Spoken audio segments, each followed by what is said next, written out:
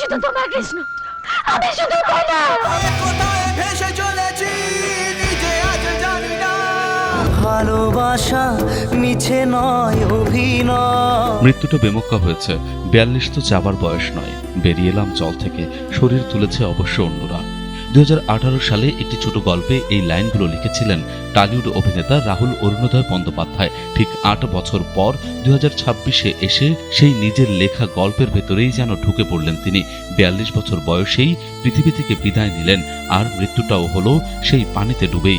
এ কি নিছক কাকতালীয়, নাকি নিজের মৃত্যুকে আগে ভাগেই দেখতে পেয়েছিলেন এই কলমযোদ্ধা অভিনেতা?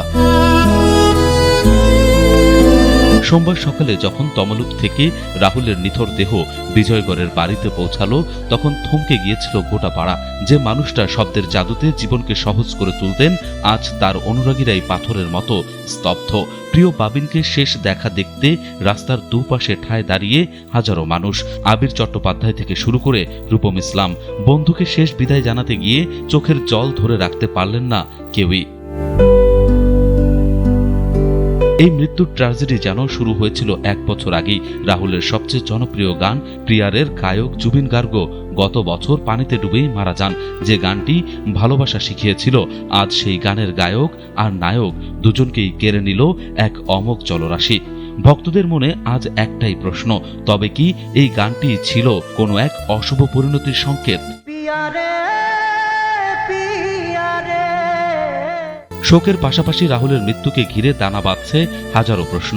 ভোলে বাবা পার কারেগা ধারাবাহিকের শুটিংয়ে আসলে কি ঘটেছিল?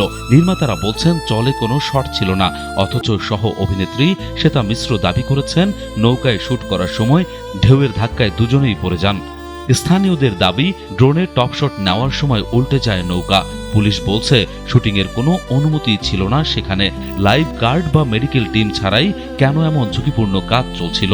এই প্রশ্নগুলো এখন বিচার চাইছে। রাহুল অরুণোদয় বন্দ্যোপাধ্যায়, যিনি অভিনয়ের বাইরেও ছিলেন এক প্রখর প্রতিভাবান লেখক, হয়তো তিনি বুঝতে পেরেছিলেন তার গল্প শেষ হবে জলের অতল গহ্বরে। বিজয়গড়ের অলিগলি আজ নিস্তব্ধ, টালিউডের আকাশ আজ মেঘাচ্ছন্ন। ওপারে হয়তো জুবিনের কণ্ঠে সুর মিলাচ্ছেন রাহুল, প্রিয়ারে প্রিয়ারে প্রিয়ারে।